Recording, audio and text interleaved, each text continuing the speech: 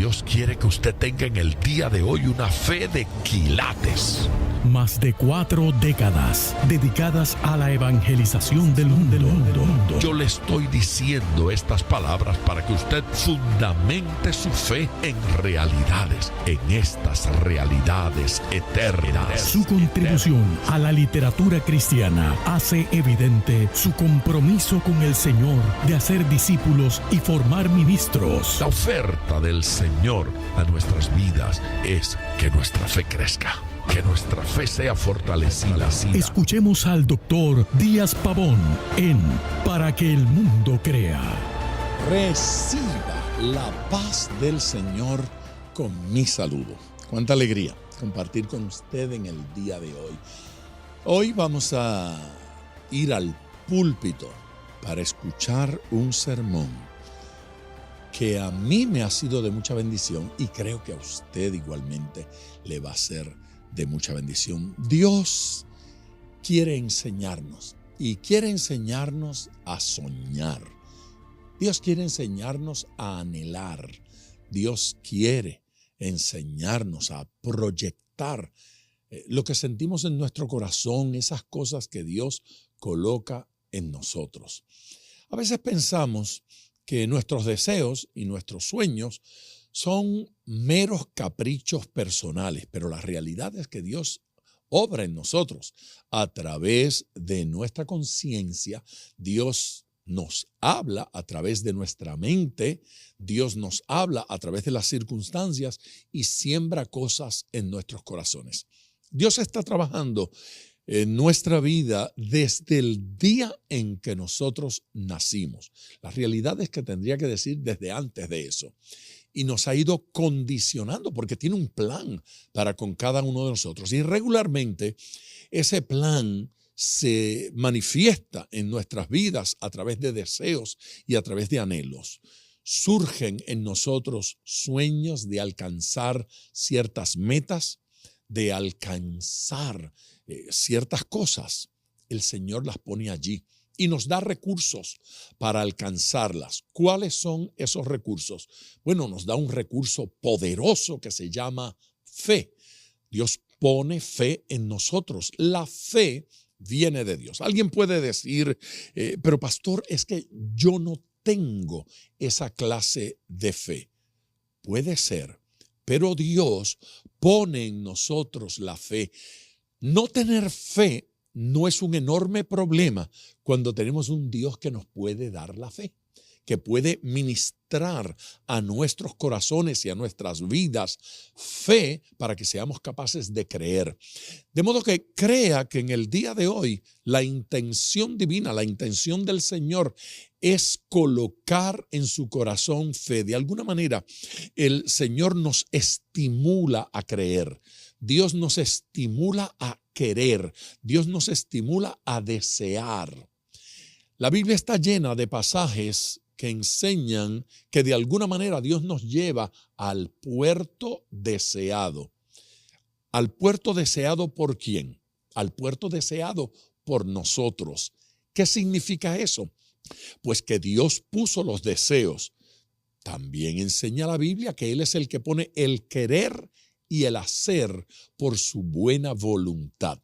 La buena voluntad de Dios entonces se refleja en el corazón o en los deseos de un corazón santo. Y también se refleja en la energía que Dios nos da para cumplir esos deseos.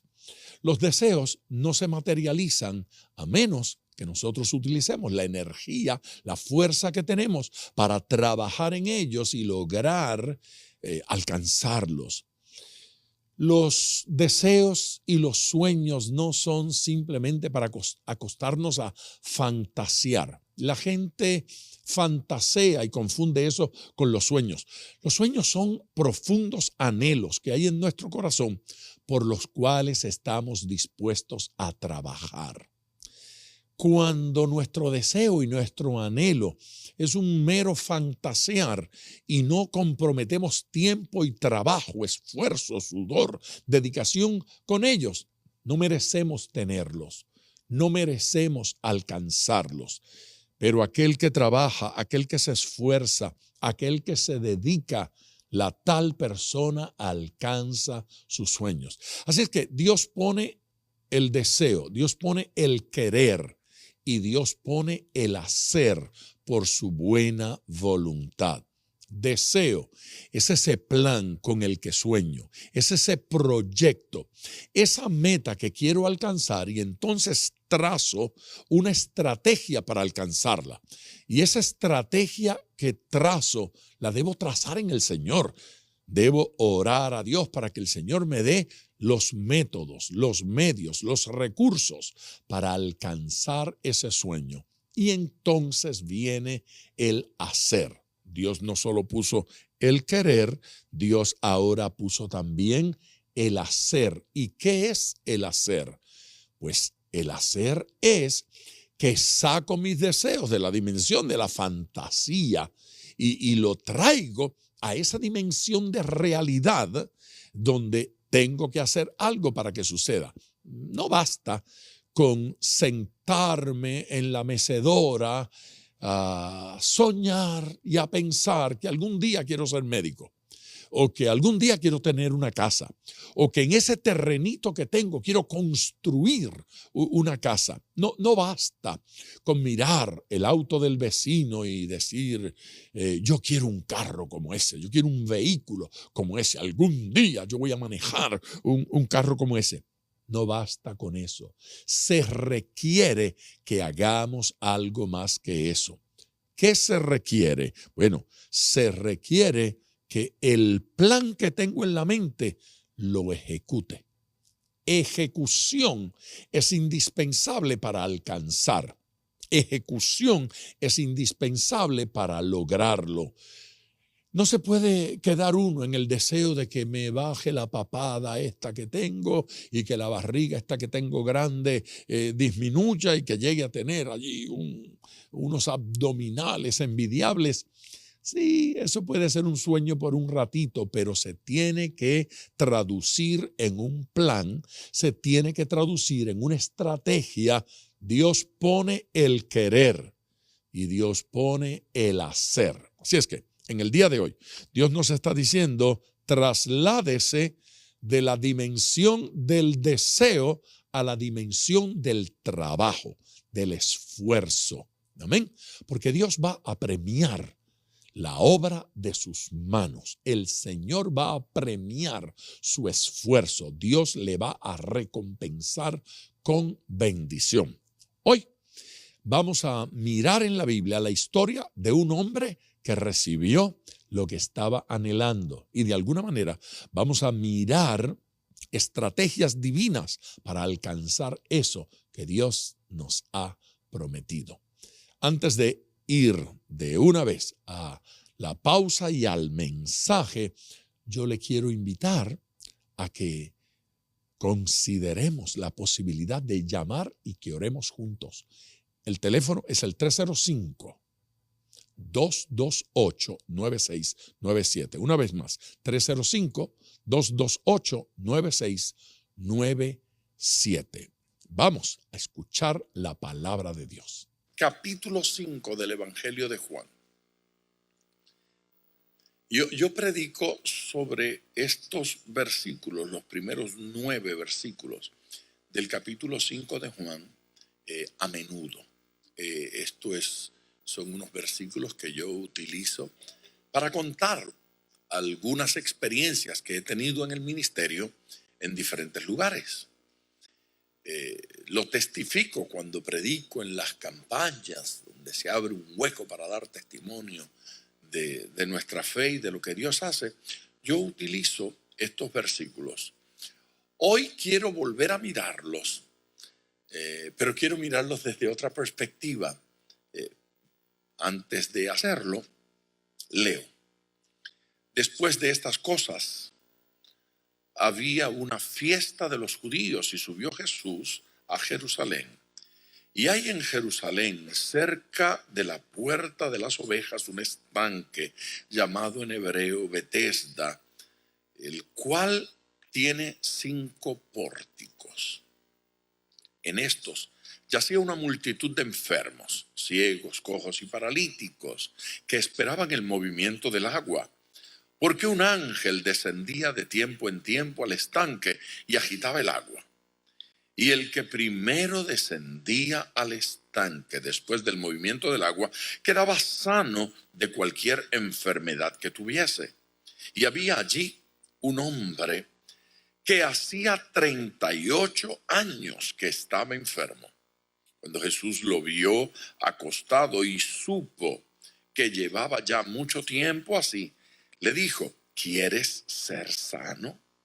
Señor, le respondió el enfermo, no tengo quien me meta en el estanque cuando se agita el agua. Y entre tanto que yo voy, otro desciende antes que yo. Jesús le dijo: levántate, toma tu lecho y anda. Y al instante aquel hombre fue sanado y tomó su lecho y anduvo. Y era día de reposo aquel día. Ay, gloria a Dios. De verdad, hay que dar gloria a Dios cuando uno ve cosas como esta y cuando lee cosas de esta naturaleza. Este es uno de esos pasajes que uno lee y la pregunta ocurre una y otra vez. ¿Tenía que esperar 38 años para ser sanado? ¿Tenía que esperar 38 años para recibir un milagro? Otra pregunta que sugiere el mismo pasaje es: ¿qué pasó con todos los demás enfermos? Porque había allí una multitud de enfermos y no todos fueron sanados. Claro, si Dios es capaz de sanar a un hombre paralítico de 38 años de parálisis, Él puede sanar a cualquiera. ¿No es cierto? Así es que queda de manifiesto, y esto es precisamente lo que nosotros tendríamos que observar en este pasaje, que Dios no tiene problemas a la hora de sanar a alguien. No hay nada, no hay enfermedad, no hay problema, no hay dificultad que pueda detener la mano de Dios. Amén, iglesia. No hay, no existe. No existe. No hay ninguna enfermedad en nosotros que no pueda ser sanada por el Señor. Y alguien pregunta: ¿y entonces qué pasa? Que yo no recibo sanidad. ¿Y por qué yo he tenido que pasar tanto tiempo enfermo? ¿Y por qué algunos de los santos mueren enfermos? Mueren con una enfermedad que nunca les fue sanada. Pues yo no puedo contestar esa pregunta. Mire, si hay algo que a mí me tortura, algo que me carga el corazón en una cruzada evangelística, es observar cuando van saliendo algunos de los que han testificado un milagro y van disfrutando su milagro, y veo salir por la misma puerta del mismo culto y del mismo ambiente otros que no fueron sanados. Y luego, determinado el culto, hay gente que quiere que uno les ponga las manos encima. Y hay gente que quiere que uno le haga una oración especial. Es como si dijeran que la oración que se hizo en general no fue suficiente. Yo necesito algo particular para mí. No hay ningún problema en pedir la oración así. Y no hay ningún problema en orar de manera específica. Lo que debe quedar claro es que no hay un ministro que tenga respuesta a eso. Y no hay un ministro que tenga el poder para hacer lo que Dios no hace. Si Dios no sana, yo no puedo sanar. ¿Sí? Había muchos, o hay muchos refranes que se desprenden del catolicismo.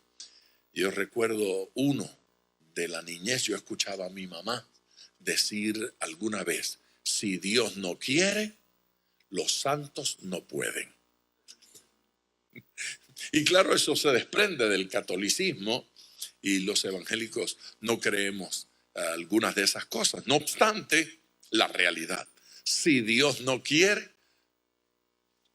y los santos son ustedes en este caso, ¿sí? Los santos es la iglesia, los hijos de Dios. Si Dios no quiere, yo no puedo.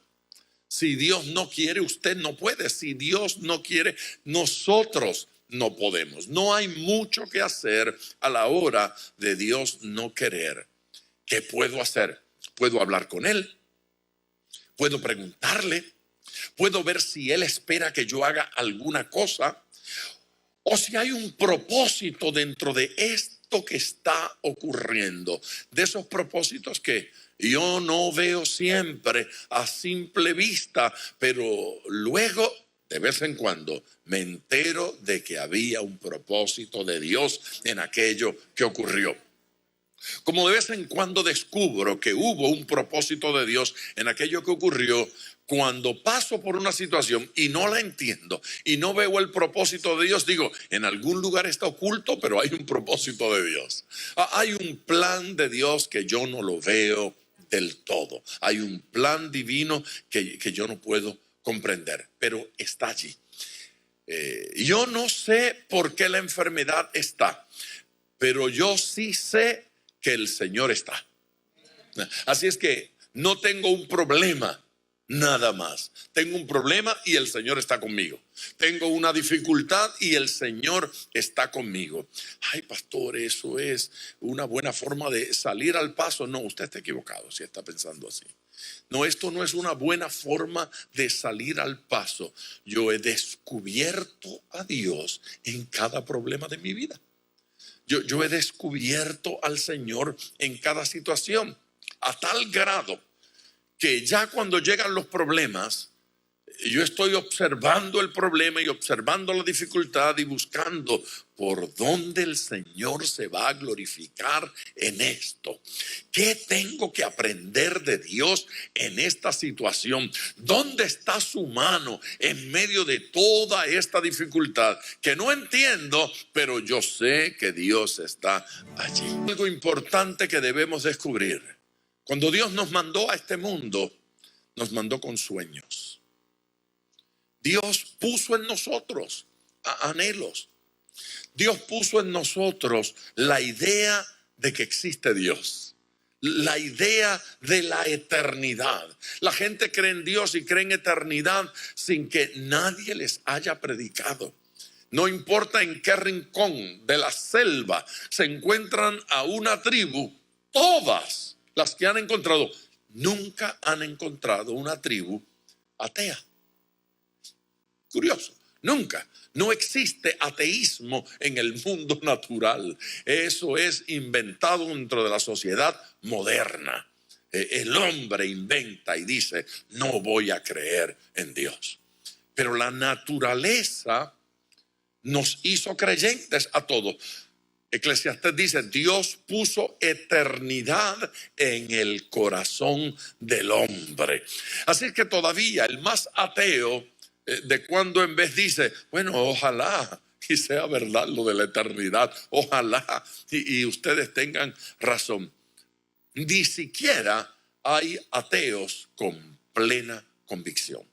Pero cuando Dios nos mandó a la tierra, puso sueños en nosotros, puso deseos.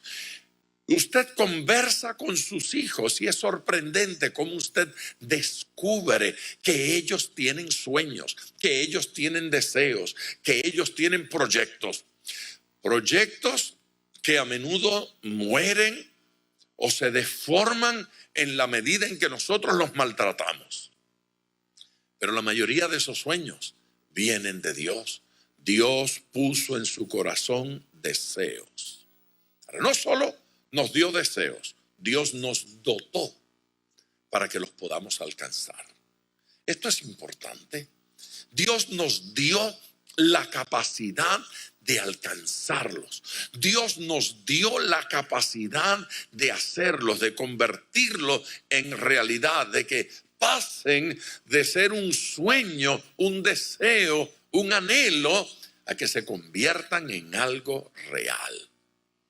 Bueno, cuando yo hablo de estas cosas, en más de una ocasión alguien me ha dicho, pero no todos los sueños y no todos los deseos los puedo alcanzar.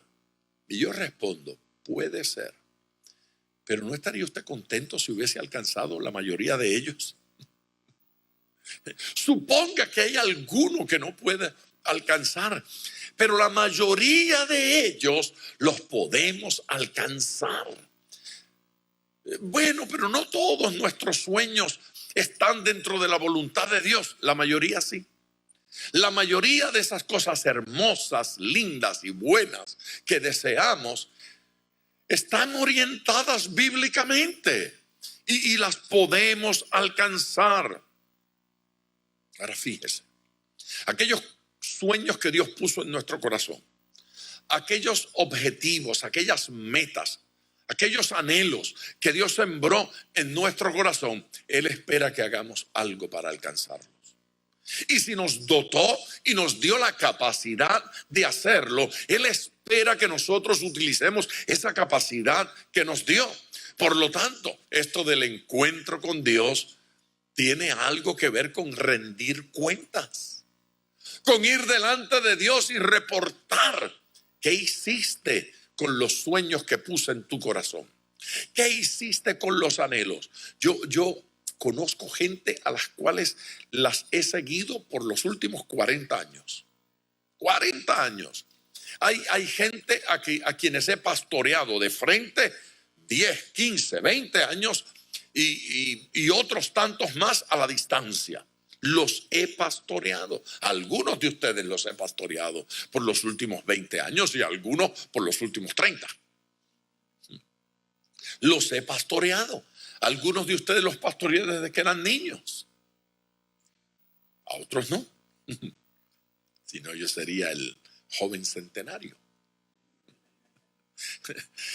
Pero durante esos años hay alguna gente a la cual yo he oído hablar de querer hacer algo, del deseo de lograr algo. Quisiera estudiar algo, quisiera hacer algo. Algunos lo han logrado, otros ni siquiera lo han intentado. Hay cosas que dejamos allí en el tintero. Es más, algunas las clasificamos como imposibles. No son sueños, son pesadillas. Yo no lo voy a lograr. No lograrlo no es el gran problema. No intentarlo es frustrante. No intentarlo siquiera. Porque si alguien dice, yo lo intenté, yo me esforcé, pues yo digo, bueno, por lo menos tiene algo que contar. Pero hay gente que muere sin haber intentado. Cuando menos, iglesia, tenemos que intentarlo. Amén. El verdadero valor de nuestras vidas se va a medir por la medida en que nosotros alcanzamos nuestros sueños. No se mide por otra cosa. No se mide de otra manera, sino lo intentó, lo logró, lo alcanzó. Oh, yo quisiera desarrollar un coro en la iglesia. Lo intentó, se esforzó, trabajó. ¿Cuánto lo intentó? ¿Cuánto trabajó? ¿Cuánto se esforzó? Yo quisiera que en la iglesia se desarrollara un ministerio de no sé qué cosa. Lo intentó, se esforzó, trabajó para lograrlo, desarrolló un proyecto, lo puso por escrito, dedicó tiempo, esfuerzo, energía, recursos a eso. Bueno, no, porque yo creo que no se va a poder. No, usted nunca va a saber si se puede o no se puede, a menos que ponga manos a la obra. Dios quiere que pongamos manos a la obra. Amén, iglesia. Este pasaje habla de gente ciega, gente coja y gente paralítica, una multitud. Eso era una congregación de ciegos, paralíticos y cojos. Claro, cuando yo predico de eso, hablo de esos ciegos, cojos y paralíticos físicos que existían allí. Pero allí había mucha gente que estaba ciega, no simplemente de los ojos, estaban sin visión. No había visión espiritual en ellos. Y habían otros cojos que no eran simplemente cojos físicos. Había gente allí que estaba desviada, que se iban en la dirección equivocada. Y allí habían otros paralíticos, no solamente con la parálisis física, como este señor del cual habla la historia, el que tenía 38 años. Él no solamente sufría de una parálisis física, él sufría de una parálisis espiritual. Él sufría de una parálisis psicológica que le impedía creer que Dios tenía un milagro para él. Y que el sueño de volver a caminar, el sueño de levantarse y mover las piernas no iba a ocurrir. Y él daba muchas razones por las cuales eso no iba a ocurrir. Cuando usted piensa en un sueño, no puede pensar ni considerar las razones por las cuales no lo va a alcanzar. Piense que usted tiene como recurso principal al Dios del cielo. Entonces, mi sueño define mi vida. ¿Quién define lo que soy? ¿Y quién define lo que voy a alcanzar? ¿Lo define una enfermedad? ¿Lo define una condición física? ¿Quién lo define? ¿Quién define lo que soy? ¿Lo define la gente que opina de mí? ¿Lo definen mis compañeros de trabajo o algún miembro de la iglesia? Porque hay gente en la iglesia a la que le da con enmarcar personas. Y cuando usted habla con ellos, se refieren a un hermano y dicen, oh, fulanito, es un hermano carnal. Lo enmarcó. Es carnal. Esos marcos son una maldición. Son una maldición. Porque no hay forma de escaparse de esos marcos. Cuando alguien decide que el hermano fulano no sirve, crea un departamento de los inservibles y lo coloca allí. No hay salida. No hay forma de salir. Me cae mal. No es simpático. Allí está el marco. Eso es un problema. Es un problema espantoso. Porque no hay salida. Esos marcos, ¿usted ha visto alguna vez un marco con puerta de salida? No se hace. Se cierra el marco y allí queda para siempre, como una foto. Lo retrataron y lo colocaron allí. Y yo decidí que no sirve. Pero uno conversa y le dice, ¿y cómo tú sabes que no sirve? Bueno, yo no sé, pero no sirve. Y tienes razón en la mitad de la declaración. Yo no sé. Lo otro, quién sabe. ¿Sí? No me cae bien. Pero ¿quién dijo que define algo en la vida de un ser humano que me caiga bien o que me caiga mal? Eso no define nada en lo absoluto. Y no lo define a usted tampoco. No importa en cuántos marcos le hayan puesto a usted. Usted no tiene por qué aceptar esa definición. Usted no tiene que aceptar lo que alguien dijo acerca de usted. Dios me define. Alguien que lo diga conmigo. Dios me define. Dios me define. ¿Quién determina si lo voy a lograr o no lo voy a lograr? Hay gente que está esperando un golpe de suerte. ¿Saben en eso? Es la ruleta. A lo mejor un día de esto me toca. Como la loto. No olvide nunca que es loca. Yo no puedo vivir, yo no puedo pasar la vida esperando que me llegue la buena fortuna. Hay gente esperando que algo suceda. Dios no quiere que usted quede esperando que algo suceda. Que la vida le sorprenda con una gran bendición. Que uno de estos días se tropiece con un bolso lleno de dinero en efectivo. Que un día le pase como a los Beverly Hillbillies, eso, que clava una estaca en el patio de la casa y comienza a salir petróleo. Ahora sí, soy millonario, soy rico, mi vida ha cambiado totalmente. Eso no pasa nada más que en Hollywood. Ay, pastor, yo conozco a uno a quien le pasó algo así. ¿A cuántos conoció? Conoce a 1 millón que no le pasó.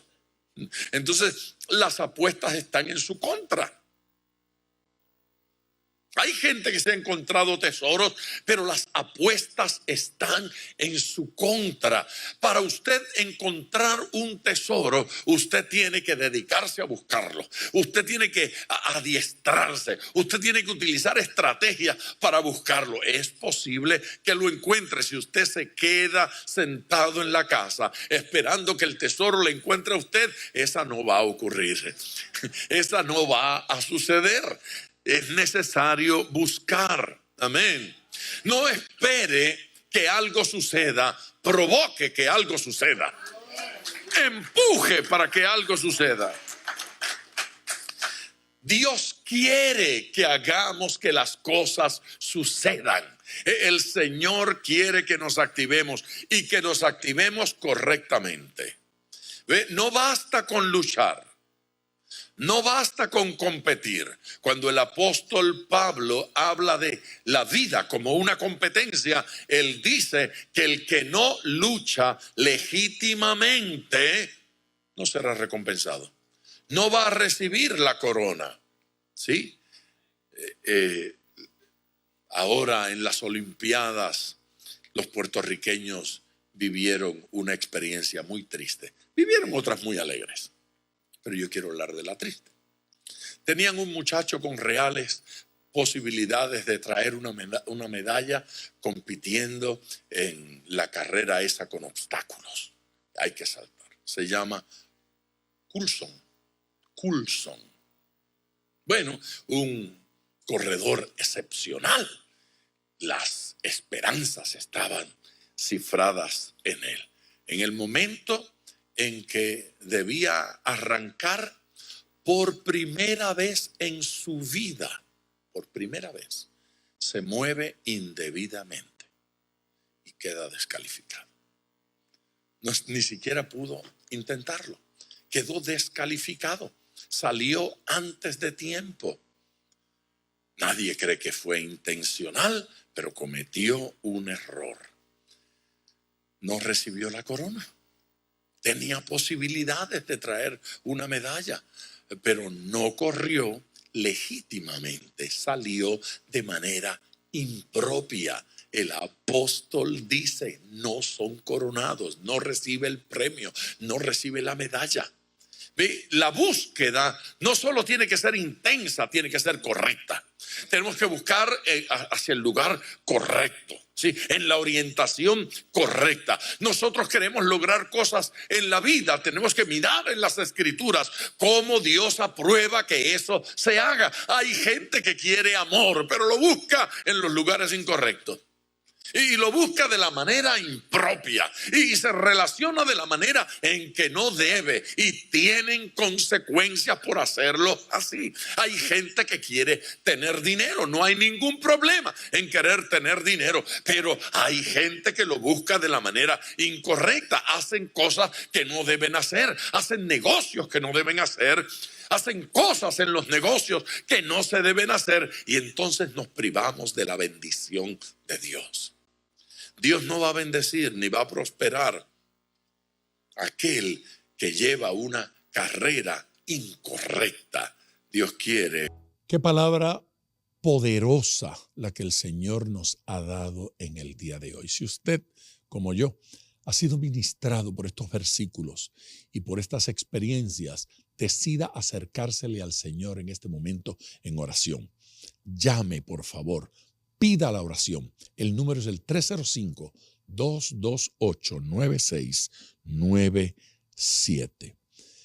Padre Celestial, gracias por la vida de tantas personas que están escuchando este mensaje.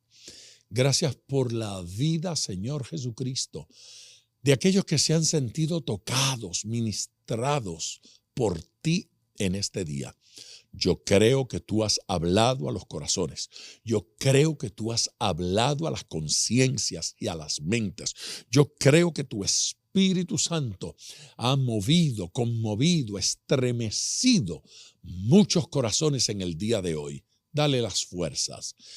No solo para soñar, desear y anhelar, pero para trabajar por esos sueños, trabajar por esos deseos.